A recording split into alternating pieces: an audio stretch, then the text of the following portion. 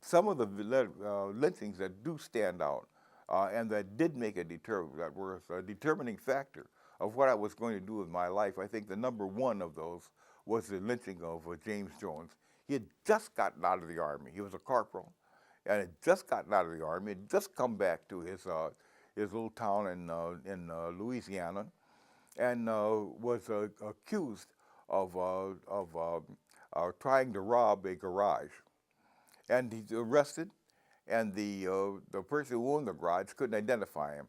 So the sheriff then released him to a lynch mob.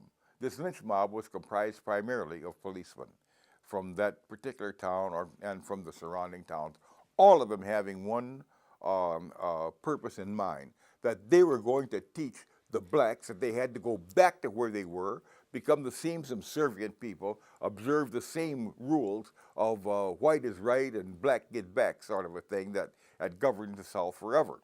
And not just the South, but it governed America practically forever. And so they took James Jones and the young 18-year-old kid that was with him and took them out into the woods there in Louisiana. And the young fellow made an attempt to escape. When they took him off the truck, he ran for it. And so one of the sheriffs shot him, but shot him in the shoulder. And the kid fell down as if he were dead. The sheriff walked over and kicked him. He didn't move, so he assumed he was dead, and went back to the job of torturing and killing James Jones. The father of this young man had followed the lynch mob and not just the father, several other people too, had followed this lynch mob so they would be able to witness what happened.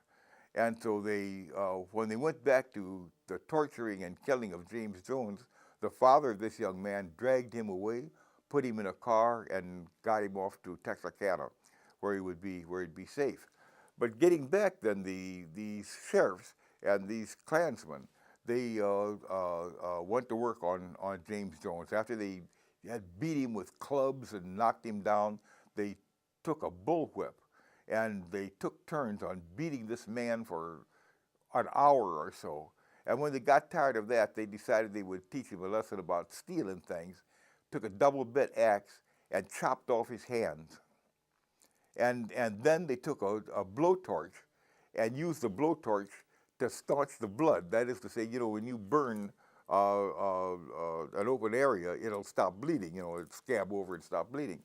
So they used this blowtorch to stop the blood, and then they began burning him to death with this blowtorch. And this happened until he finally sucked in the flame and burned his lungs, and that killed him. After he had died, the lynch mob turned then to kill his wife and baby. But the blacks in the area had already gotten her out of there, and she moved to Detroit, where she was, relatively safe. But nobody who read that story of what happened, and the fact that they had these eyewitnesses, they had about 10 eyewitnesses to what took place. They identified every one of those lynchers.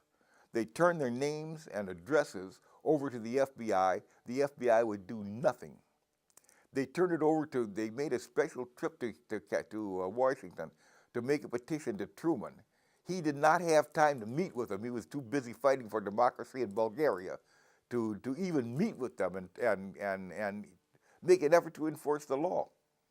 A man who was Symington, I think, at that time, or McGrath rather, at that time was the Attorney General, and his position was that blacks should be treated as the serfs in medieval times, and I'm quoting this. That McGrath says they should be chained in their abode after dark. So McGrath would do nothing about this. The Justice Department would do nothing about it. The Klan ruled. And you could either accept that and try to find some way to live with this, or you could fight it. And I know the vast majority of the African American people found ways to get along with it, right? To find ways to but there was a certain core of us who could not compromise with it, right? We had to take the next step forward in the movement for liberation and emancipation, and that meant moving away further and further away from the established political procedures and moving more and more towards towards a relatively revolutionary perspective of how to resolve the problem in the United States. It was a very dramatic moment, that period of 1945, 1946, where you had to make up your mind, which way are you going to go? Are you going to find ways to, in quotes, advance the race under the given conditions, or are you going to attack those conditions and destroy them?